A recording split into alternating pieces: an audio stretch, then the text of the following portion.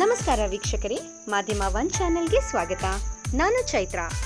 ತಾಜಾ ಸಿನಿಮಾ ಸುದ್ದಿಗಳಿಗಾಗಿ ನಮ್ಮ ಚಾನೆಲ್ ಅನ್ನು ಸಬ್ಸ್ಕ್ರೈಬ್ ಮಾಡಿ, ಲೈಕ್ ಮಾಡಿ, ಶೇರ್ ಮಾಡಿ. ಸ್ಟಾರ್ ನಟರ ಸಿನಿಮಾಗಳು ತಡವಾಗುತ್ತಿದೆ ಎನ್ನುವ ಆರೋಪ ಬಹಳ ದಿನಗಳಿಂದ ಕೇಳಿಬರುತ್ತಿದೆ. ಅದಕ್ಕೆ ಒಬ್ಬೊಬ್ಬರು ಒಂದೊಂದು ಕಾರಣ ಮುಂದಿಡುತ್ತಿದ್ದಾರೆ. ಇನ್ನು ಪ್ಯಾನ್ ಇಂಡಿಯಾ ಟ್ರೆಂಡ್ ಶುರುವಾದ ಮೇಲೆ pre production, shooting, post production, promotion, ರಿಲೀಸ್ಗೆ ಬಹಳ ಸಮಯ ಹಿಡಿಯುತ್ತಿದೆ. ನಟ ಧ್ರುವ ಸರ್ಜಾ ಮೊದಲಿನಿಂದಲೂ ಸಿನಿಮಾಗಳನ್ನು ಮಾಡುವುದನ್ನು ತಡ ಮಾಡುತ್ತಿದ್ದಾರೆ. ಕೆಲವೊಮ್ಮೆ ಅನಿವಾರ್ಯ ಕಾರಣಗಳಿಂದ ಈ ರೀತಿ ಆಗಿದ್ದೂ ಇದೆ. ಆದರೂ ಆಕ್ಷನ್ ಪ್ರಿನ್ಸ್ ಸಿನಿಮಾ ಮಾಡೋ ಸ್ಪೀಡ್ ಕಮ್ಮಿ ಎನ್ನುವುದು ಅವರ ಫಿಲ್ಮೋಗ್ರಫಿ ನೋಡಿದರೆ ಅರ್ಥವಾಗುತ್ತದೆ. ಸ್ಟಾರ್ ನಟರು ವರ್ಷಕ್ಕೆ 2-3 ಸಿನಿಮಾ ಮಾಡಬೇಕು ಎಂದು ನಿರ್ಮಾಪಕರು, ಥಿಯೇಟರ್ ಮಾಲೀಕರು ಕೇಳುತ್ತಲೇ ಇದ್ದಾರೆ. 2012ರಲ್ಲಿ ಅದ್ದೂರಿ ಸಿನಿಮಾ ಮೂಲಕ ಧ್ರುವ ಸರ್ಜಾ ಚಿತ್ರರಂಗಕ್ಕೆ ಬಂದರು. ಕಳೆದ ಈ 11 ವರ್ಷದಲ್ಲಿ ಧ್ರುವ ನಟಿಸಿದ 4 ಸಿನಿಮಾಗಳು ಮಾತ್ರ ಬಿಡುಗಡೆಯಾಗಿದೆ. ನಡುವೆ ಕೊರೋನಾ ಹಾವಳಿಯಿಂದ ಪೊಗರು ಸಿನಿಮಾ ತಡವಾಯಿತು. ಇದೀಗ ಮಾರ್ಟಿನ್ ಆಗಿ ಅಬ್ಬರಿಸಲು ಧ್ರುವ ಸಜ್ಜಾಗಿದ್ದಾರೆ. ಅಕ್ಟೋಬರ್ 11ಕ್ಕೆ ಸಿನಿಮಾ ಪ್ಯಾನ್ ವರ್ಲ್ಡ್ ಮಟ್ಟದಲ್ಲಿ ತೆರೆಗೆ ಬರಲಿದೆ.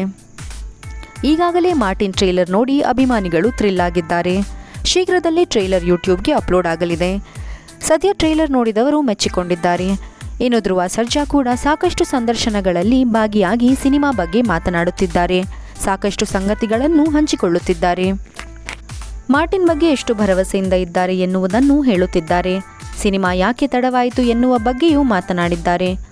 ಇದು ಯೂನಿವರ್ಸಲ್ ಸಬ್ಜೆಕ್ಟ್, ಅದಕ್ಕೆ ತಕ್ಕಂತೆ ಮೇಕಿಂಗ್, ಪೋಸ್ಟ್ ಪ್ರೊಡಕ್ಷನ್ ತಡವಾಯಿತು ಎಂದಿದ್ದಾರೆ. ಇನ್ನು ಮುಂದೆ ಈ ರೀತಿ ಆಗುವುದಿಲ್ಲ ಎಂದು ಪರೋಕ್ಷವಾಗಿ ಹೇಳಿದ್ದಾರೆ. ಮಾರ್ಟಿನ್ ತೆರೆ ಕಂಡ 2 ತಿಂಗಳ ಅಂತದಲ್ಲಿ ಕೆಡಿ ಸಿನಿಮಾ ತೆರೆಗೆ ಬರಲಿದೆ. ಜೋಗಿ ಪ್ರೇಮ್ ನಿರ್ದೇಶನದ ಈ ಸಿನಿಮಾ ಕೂಡ ಭಾರೀ ನಿರೀಕ್ಷೆ ಹುಟ್ಟಾಕಿದೆ. ಡಿಸೆಂಬರ್ನಲ್ಲಿ ಕಾಳಿದಾಸನ ಆರ್ಭಟ ಫಿಕ್ಸ್ ಆಗಿದೆ. ಅಚ್ಚರಿ ಸಂಗತಿ ಅಂದರೆ ಮುಂದಿನ ವರ್ಷವೇ ಕೆಡಿ 2 ಕೂಡ ತೆರೆಗಪ್ಪಿಳಿಸಿದೆ. ಸ್ವತಃ ಧ್ರುವ ಸರ್ಜಾ ಈ ಬಗ್ಗೆ ಮಾಹಿತಿ ಹಂಚಿಕೊಂಡಿದ್ದಾರೆ. ಕೆವಿಎನ್ ಪ್ರೊಡಕ್ಷನ್ ಬ್ಯಾನರ್ನಲ್ಲಿ ಕೆಡಿ ಸರಣಿ ಸಿನಿಮಾ ಅದ್ದೂರಿಯಾಗಿ ಮೂಡಬರ್ತಿದೆ. ದೊಡ್ಡ ಮಟ್ಟದಲ್ಲಿ ಸಿನಿಮಾ ನಿರ್ಮಾಣವಾಗುತ್ತಿದೆ. ಸಂಜಯ್ ದತ್, ಶಿಲ್ಪಾ ಶೆಟ್ಟಿ, ಕ್ರೇಜಿ ಸ್ಟಾರ್ ರವಿಚಂದ್ರನ್ ಹಾಗೂ ರಮೇಶ್ ಅರವಿಂದ್ ಸೇರಿದಂತೆ ದೊಡ್ಡ ತಾರಾಗಣ ಚಿತ್ರದಲ್ಲಿದೆ. ಈ ಹಿಂದೆ ಟೀಸರ್ ರಿಲೀಸ್ ಮಾಡಿ ಪ್ರೇಮ್ ಸಿನಿಮಾ ಬಗ್ಗೆ ಕುತೂಹಲ ಮೂಡಿಸಿದ್ದರು.